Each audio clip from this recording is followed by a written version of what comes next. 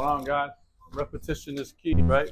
So we're over here today trying to keep working on the same things that we've been working on. The only difference is today I'm trying to go a little harder and I'm trying to get my miss to be low left. Once I start getting through the ball and getting the face closed and de-lofting the club, I can start to change my miss. So today, the goal, get close to it, get here, and get here. Right? Still, my miss has still been coming out of it, hitting it up in high right. Once you get back into that habit, it's tough to break it. So my goal here today is to really concentrate on hitting low left wedges. Like I said, when I went down to school down in North Carolina, I started playing off Bermuda grass. And my coach told me, shut face, playing a draw, Bermuda, sticking in the ground, being a digger, stuff to play golf. So I started to conform, right? I started to change my golf swing. And then as I had some health issues, I started to get worse the wrong way. My legs weren't stable enough and I started falling back. So now I'm in here really starting to force the ball back in my stance a little bit more, making sure the face stays closed. And if I do miss, I want it to be a low left miss. Past couple days, I've been hitting it better, but the height has been getting a little too high, kind of going outside my window that I'm looking for. Most of the time, I'm trying to keep the ball, 175 to 100 feet. I feel like these wedges have been going up to about 125 to 130. So we're going to work on that today. But as you guys saw, this is the first time that I've had a chance to really work on my golf swing, right? My health issues make it so that way beating balls and working is difficult. So this spring, I figured I'd take advantage of having the opportunity to do stuff, right? My doctor's not letting me go to work yet. I can't spend too much time off my feet, on my feet rather. So an hour here hitting balls. And trust me, when I get home after the day, I stretched it out a little bit yesterday and tried to hit some drivers, and I paid for it last night. Didn't sleep much last night. I was a little sore, a little achy, and I was all very stiff. So, but it's muscle sore as opposed to joint sore, so it's a good thing, right? It's feeling progress. Like when you go to the gym the first few times, you're sore. It is what it is. Well, now I'm starting to ramp it up a little bit, starting to use those big muscles, getting my hands out of the golf swing a little bit. The knee braces have really helped. So stay tuned. We'll record some golf swings and we'll see what we're feeling, see what we're talking about.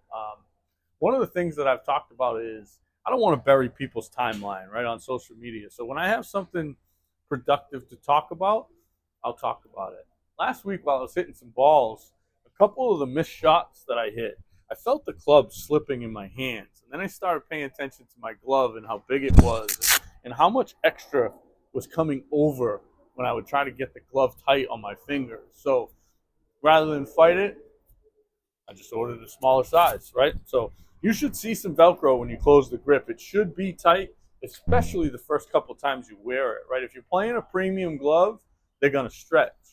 So once they stretch, you want it to be able to still fit. So right now, it almost feels like it's cutting the circulation off, but that's a good thing. That's the way it should be. So we're working on a bunch of things that I've never had a chance and never had the time to work on. See, that's the miss that I've been making. Again, it was not focused on what I was doing. I was too busy talking to you guys, and my knees got a little bent, and I got a little over on the toes. One of the things that I saw yesterday with the driver is, yes, I'm here, and I'm in a better position, and I'm getting it here. But by the time I get to here, I'm feeling like I'm stuck, and I'm trying to create space. I have to remember to sit back off my toes, turn to my right heel, and as I go, I'm trying to hit the inside corner of the golf ball and turn to my left heel. Once I get here, I'm good, right? Once we start to get out over on our toes, that's when we're in trouble. We have to manipulate the club, right? We want the club to return to where it came. So if our head's not where it was, how's the club going to be there? So one of the things I'm really going to focus on today, yes, I'm going to get closer to it, but I'm going to start to sit back, and I'm really going to focus on keeping this head from diving out over it. That'll help me get the inside corner of the ball with a shut face out and over. That'll help me hit that little draw that I'm looking for. Now, chances are, once I start playing golf, I'm going to lean back to the fade because it's what I can control and it's what I'm successful with.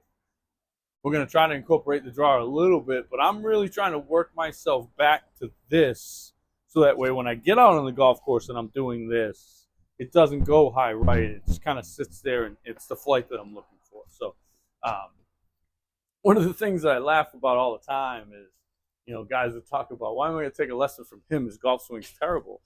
Yes and no. I do a lot of good things, right? Once I get the club here, from here down, I do a lot of good things throughout the golf swing. My setup's just in a bad place that it makes it difficult to make it repeat.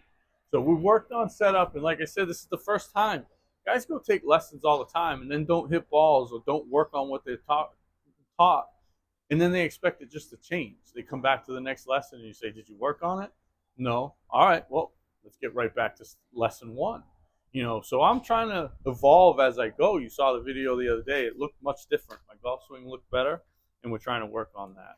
One of the other things that caused me to realize my glove was a little too big, other than the club kind of slipping, was where it was wearing out, right? It was wearing out on the palm of my hand, which means I'm gripping it too far down on the shaft, right? I'm hanging off the butt end. That line is there for a reason.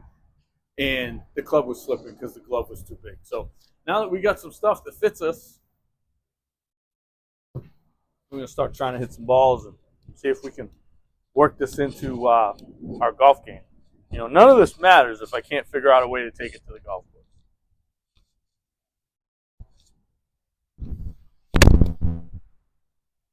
That's a much better golf swing, much more under control, and it's going longer. But now I just got to get it down and lower left so that way it's not too far up in the air. I grew up at Reservation Golf Club right on the water, so keeping the ball low was something I had to work on, something I had to do. Unfortunately, when I got down to Bermuda grass, I was told you can't play as a digger, which you can as long as you hit ball first, which I'm usually pretty good at doing.